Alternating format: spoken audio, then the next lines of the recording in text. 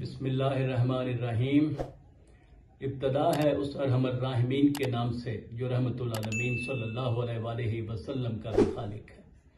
درود و سلام محمد وآل محمد علیہ السلام پر۔ اگر کسی بھی وجہ سے شادی نہیں ہو رہی تو یہ عمل ضرور کریں۔ میں ہوں سید عامر جعفری۔ شادی نہ ہونا، مناسب رشتہ نہ ملنا، شادی کی بندش ایک اہم مسئلہ ہے۔ ہم پلہ رشتہ نہ ملنا بھی ایک مسئلہ ہے۔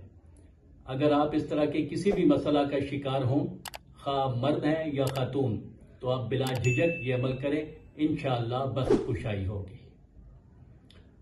ہماری پچھلی ویڈیو درود پاک کے عمل کے متعلق تھی۔ ہمارا آج کا عمل بھی درود پاک کا ہی ہے۔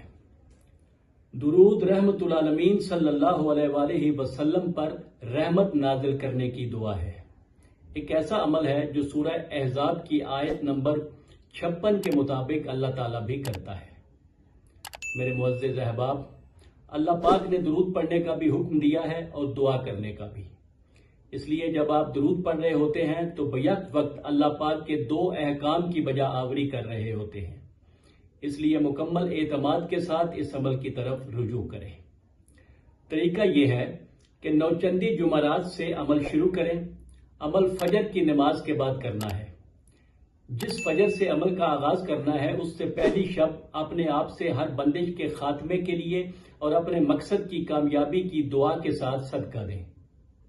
نماز فجر کی ادائیگی کے بعد 14 بار درود پڑھیں اور اس کے بعد دایاں ہاتھ سینے پر رکھ کر 70 بار یا فتح ہو کہیں اور اس کے بعد 110 مرتبہ درود پاک پڑھیں اور ہر طرح کی بندش کے خاتمے، رشتے آنے اور شادی کی دعا کریں اور 14 بار لا حول ولا قوت الا باللہ العلی العظیم پڑھیں۔ اس عمل کی مداومت انشاءاللہ کامیابی سے ہمکنار کرے گی۔